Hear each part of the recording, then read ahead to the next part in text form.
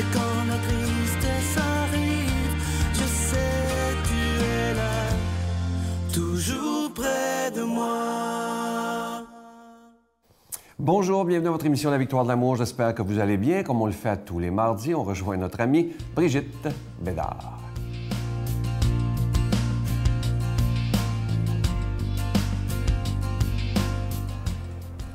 Bon matin tout le monde. Nous continuons toujours avec nos trucs pour la prière d'adoration.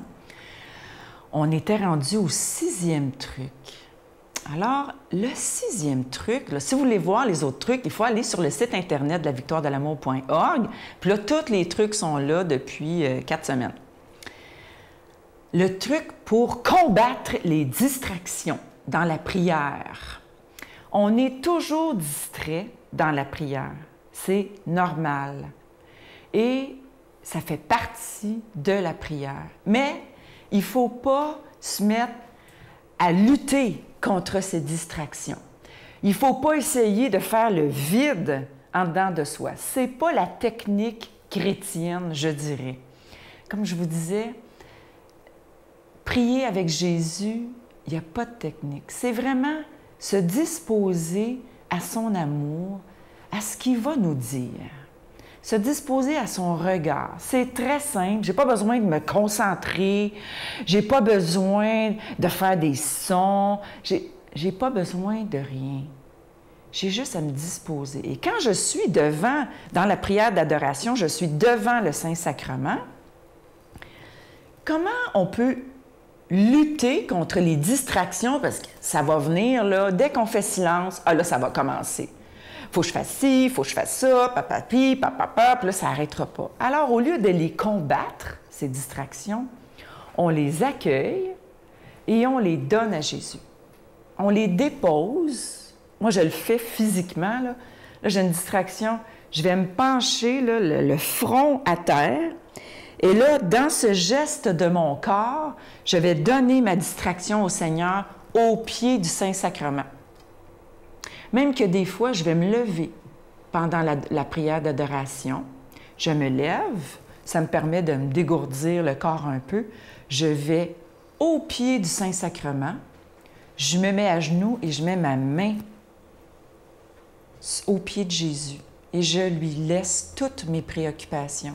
Voyez, mon corps va avec mon cœur. C'est tout mon corps, toutes mes pensées. Tu aimeras ton Dieu de tout ton cœur, de tout ton corps, de toutes tes forces, de tout ton esprit. Je lui donne toutes mes préoccupations. Puis là, je reviens me mettre à genoux. Et chaque distraction, je vais faire ça. Personnellement, on va trouver une façon de remettre nos distractions au Seigneur. Il arrive, je lui redonne. Je te donne cette distraction, Seigneur, fais-en ce que toi tu veux. Tu vas m'éclairer sur cette idée plus tard. On fait confiance à l'Esprit Saint qui nous assiste toujours. Notre Père qui es aux cieux, que ton nom soit sanctifié, que ton règne vienne, que ta volonté soit faite sur la terre comme au ciel. Donne-nous aujourd'hui notre pain de ce jour. Pardonne-nous nos offenses comme nous pardonnons à ceux qui nous ont offensés. Ne nous laisse pas entrer en tentation, mais délivre-nous du mal, car c'est à toi qu'appartient le règne, la puissance et la gloire pour les siècles des siècles. Amen. Je suis tellement heureux pour la rentrée de vous présenter ce beau cadeau du mois. Il s'agit d'un coffret, non pas de 1, mais de 2 CD avec le bon docteur Gaétan Brouillard. C'est une belle façon de commencer la nouvelle saison. C'est des conseils spirituels et des conseils médicaux. Je vous donne quelques titres sur le CD des conseils spirituels. Il nous dit ceci. Un chapitre, c'est la culpabilité qui fait mal, comment s'en sortir. Ensuite, la culpabilité qui nous rend malade. Ça, c'est tellement vrai et comment s'en sortir. Un chapitre que j'aime beaucoup, se pardonner et guérir. Ça, c'est un chapitre que vous allez beaucoup aimer. Et à la fin, il y a un autre exercice, un chapitre qui s'intitule « Un exercice pour l'estime de soi ». Vous allez beaucoup aimer également. Du côté des conseils médicaux, il nous parle, entre autres, « Nous sommes ce que nous pensons et ce que nous mangeons ». Le stress est un tueur silencieux. Il y a des exercices anti-stress et un chapitre que j'aime beaucoup, « Quels suppléments et vitamines dois-je prendre pour être en pleine santé ?» Alors, il nous donne même les dosages. Alors, c'est vraiment une belle façon de commencer la nouvelle saison. Je vous donne l'adresse. Vous savez que c'est avec un don de 25 $ et plus. La Victoire de l'amour, casier postal 120, succursale Boucherville à Boucherville, J4B 5E6, je vous la redonne. La Victoire de l'amour, casier postal 120, succursale Boucherville à Boucherville, J4B 5E6. Également par téléphone, par carte de crédit du lundi au vendredi de 8h30 à 16h30 dans le 514-523-4433, 523-4433 ou sans frais le 1-888-811-9291, 1-888-811-9291 et sur notre site Internet le www.lavictoiredelamour.org, le coffret de 2 CD avec le bon docteur Gaétan Brouillard.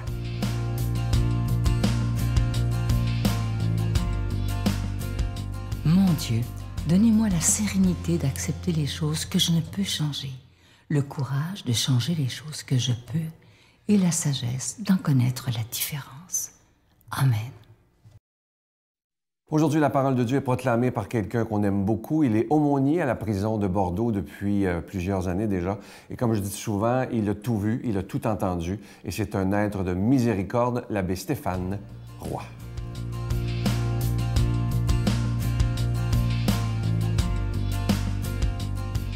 Bonjour à toi aujourd'hui et bon mardi matin. Évangile de Jésus-Christ selon saint Luc. Jésus se rendait dans une ville appelée Naïm. Ses disciples faisaient route avec lui, ainsi qu'une grande foule.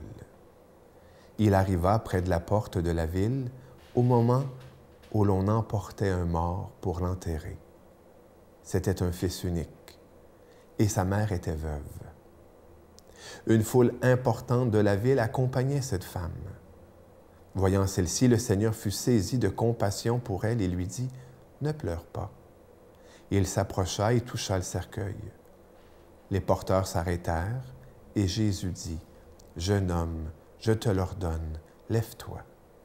Alors le mort se redressa et se mit à parler. Et Jésus le rendit à sa mère. La crainte s'empara de tous et ils rendaient gloire à Dieu en disant « Un grand prophète s'est levé parmi nous et Dieu a visité son peuple. » Et cette parole de Jésus se répandit dans la Judée entière et dans toute la région. Quelle belle scène de compassion!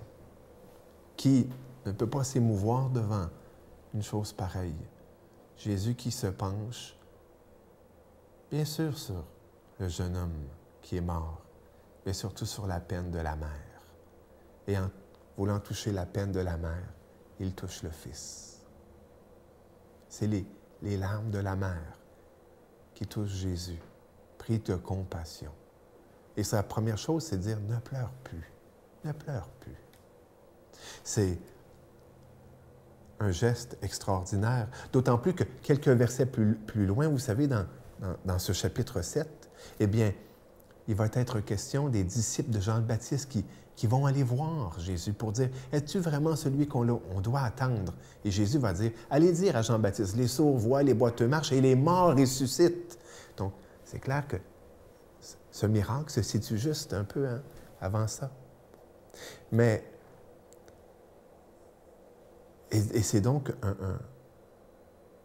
un geste qui manifeste la puissance de la miséricorde divine, de la miséricorde de Dieu. Saint Augustin, commentant cette scène, parce que j'aime beaucoup lire les commentaires des Écritures que les pères de l'Église ont fait. Présentement, parenthèse, je suis en train de lire le commentaire de Saint Jean Chrysostome sur l'Épître aux Romains. Bon. Eh bien, Saint Augustin, commentant ce passage, aime à dire eh bien, c'est une image, c'est un symbole pour représenter l'humanité qui est morte, qui dort dans un sommeil profond, qui dort dans son incroyance, son athéisme, sa non-relation à Dieu. Et Jésus, eh bien, va proposer la foi, va toucher le cœur, va éveiller la conscience, se manifeste. Si on poursuit un peu dans cette ligne de Saint Augustin, on pourrait dire que le Fils, c'est l'humanité. C'est peut-être ton propre fils, c'est peut-être tes propres enfants, c'est peut-être tes voisins, c'est peut-être une grande partie de ta famille, c'est peut-être notre peuple. Et la mère qui pleure, ça peut être toi. Toi qui m'écoutes présentement et qui est affligé de voir que les gens, parce qu'ils sont loin de Dieu, souffrent. Parce qu'ils sont loin de Dieu, le péché les blesse. Les blesse en particulier et en ensemble, en couple, en famille, au travail, tout ça. Et si nos larmes pouvaient toucher le cœur de Dieu pour que Dieu puisse les toucher à leur tour. Si nos larmes, les larmes de notre prière, les larmes de notre repentir, les larmes de notre supplication, eh bien, pouvaient les toucher. C'est sûr que c'est facile pour une maman de pleurer pour son enfant. Hein? Comme il est facile d'inviter, hein, Jésus va dire ça dans l'Évangile de Saint Matthieu, il est facile d'inviter ceux qui nous invitent, qui vont nous inviter de retour. Il est facile pour une maman de pleurer pour son enfant. Il peut nous être plus difficile de pleurer pour des gens qui nous sont indifférents, que l'on ne connaît pas, qui ne sont pas proches. Et pourtant, si le cœur, si la passion de Dieu, comme on en a parlé la semaine passée, si la passion de Dieu, eh bien, pouvait nous amener à un tel amour pour tout être humain, sachant que l'être humain a besoin du Christ. L'autre jour, je me rappelle, il y a plusieurs semaines, je t'ai dit, Dieu, le Christ ne s'est pas fait homme pour savoir ce que goûtaient les bananes. Eh bien, ça veut dire quoi? Ça veut dire, il s'est fait homme parce qu'il sait que nous avons besoin de lui. Il s'est fait homme parce qu'il sait qu'il est la réponse à notre souffrance, à notre misère. Et si toi et moi, aujourd'hui, on se faisait prière pour le monde, prière, une prière d'espérance, parce que quand un pauvre crie, le Seigneur entendit un psaume. Si on offrait une prière vraie pour tout être humain qui souffre et qui peine, parce qu'il ne connaît pas Jésus. Que le Seigneur te bénisse en cette belle journée, au nom du Père, du Fils et du Saint-Esprit. Amen. Je vous salue Marie, pleine de grâce. Le Seigneur est avec vous. Vous êtes bénie entre toutes les femmes, et Jésus, le fruit de vos entrailles, est béni. Sainte Marie, Mère de Dieu, priez pour nous pauvres pécheurs, maintenant et à l'heure de notre mort. Amen.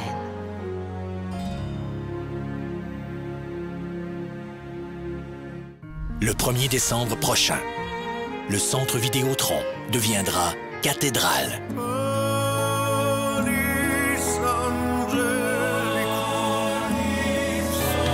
Mario Pelcha et les prêtres. Sans oublier la voix angélique de Sophia Rose Boulanger.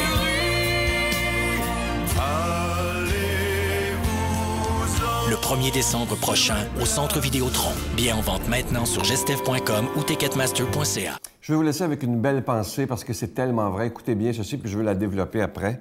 Rien n'est éternel sur cette terre, pas même vos problèmes.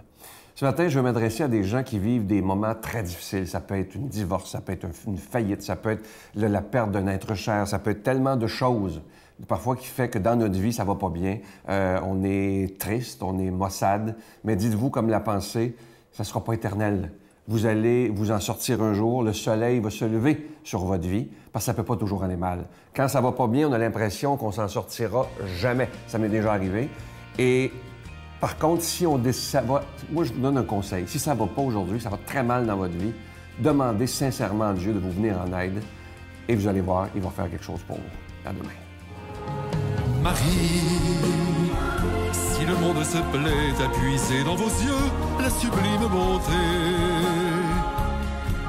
Marie, c'est la faute à l'amour qui vous fait revenir dans le creux des rochers.